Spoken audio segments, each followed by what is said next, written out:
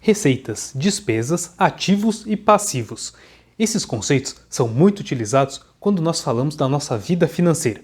Se você ficou curioso para entender melhor a relação entre esses conceitos e saber como classificar cada valor da sua vida financeira, fica comigo até o final desse vídeo que você vai entender melhor a relação.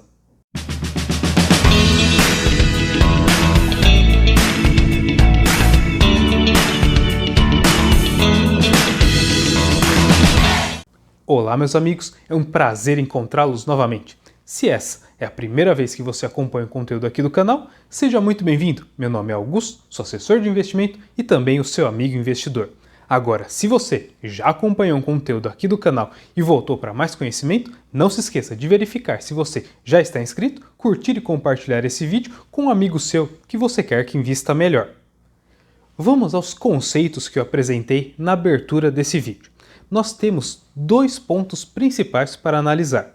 Nós podemos fazer uma análise do ponto de vista contábil, quanto do ponto de vista financeiro. Vamos lá.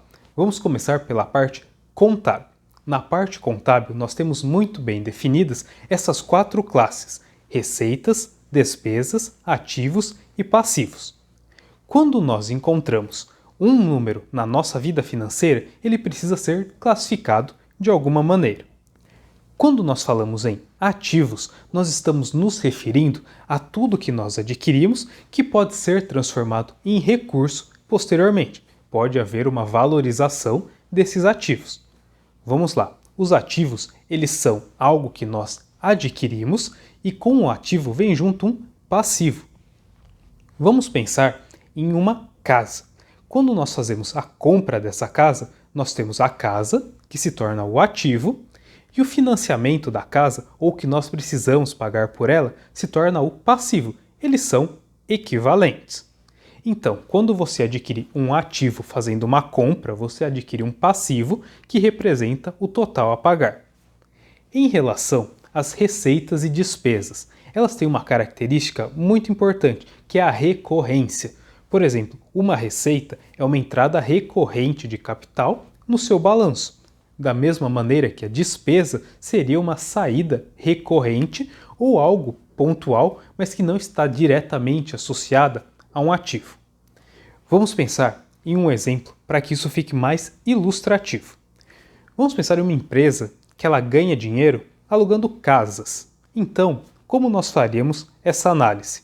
A casa ela é adquirida e se torna um ativo da empresa. Afinal, a atividade dela é alugar para conseguir recursos. Quando você adquire uma casa, você adquire também um passivo, que seria o quanto você vai pagar pelo financiamento desse bem. E quais seriam as receitas e as despesas? Recorrentemente, vai entrar a receita dos aluguéis que são obtidos a partir dos imóveis alugados.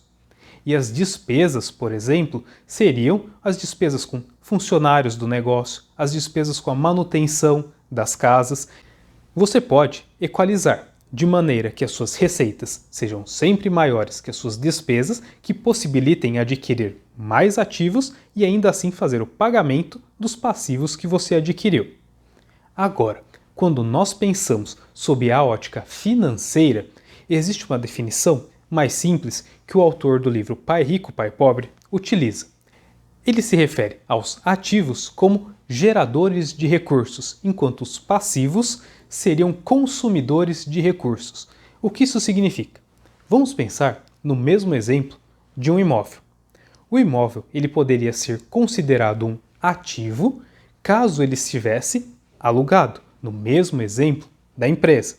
Porém, o imóvel próprio, que gera sempre os gastos de manutenção de imóvel, impostos e demais taxas, ele poderia ser considerado um passivo, uma vez que ele exige mais recursos para se manter na propriedade do que recursos que ele gera. Da mesma maneira, quando nós tratamos dos passivos, nós temos que considerar que eles podem ter valor financeiro caso nós façamos uma venda, mas eles têm os valores de manutenção que nós consideramos despesas.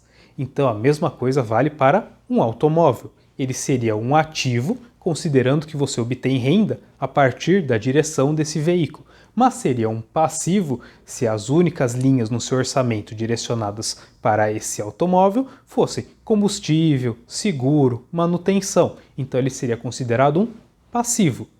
E na definição mais clássica da visão financeira, existem os ativos financeiros. O que seriam esses ativos financeiros? Seriam ações, fundos de investimento, títulos de dívida, tanto de união quanto de empresas, para que nós montemos a nossa carteira, visando também uma valorização e, ao mesmo tempo, tendo uma fonte de receita. Por quê? Uma carteira pode gerar receita de várias maneiras. Quando nós temos ações, nós podemos receber dividendos. Quando temos fundos imobiliários, podemos receber proventos. Quando temos títulos de dívida, podemos receber o cupom.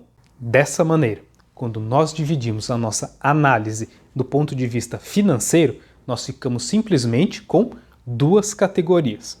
Quando nós utilizamos a análise contábil, nós ficamos com 4 categorias. E nós utilizamos a análise contábil na prática quando nós fazemos a declaração do imposto de renda. Por exemplo, o imóvel que você mora é considerado um bem e, portanto, um ativo. Agora, quando você tem o recebimento de um aluguel, ele entra como uma receita e você precisa fazer a declaração e o recolhimento do imposto correspondente. Você pode declarar também despesas, como despesas com educação, despesas médicas e também ter algumas despesas, como por exemplo um plano de previdência, a depender da modalidade que você contrate. E você também terá os passivos, que não são declarados diretamente no imposto de renda. Você pode declarar a sua casa, mas não precisa declarar o financiamento referente a essa casa. Você pode ter as parcelas pagas e esse financiamento vai diminuir da sua renda. Quando nós fazemos essa organização, fica mais fácil de visualizar cada valor da nossa vida financeira.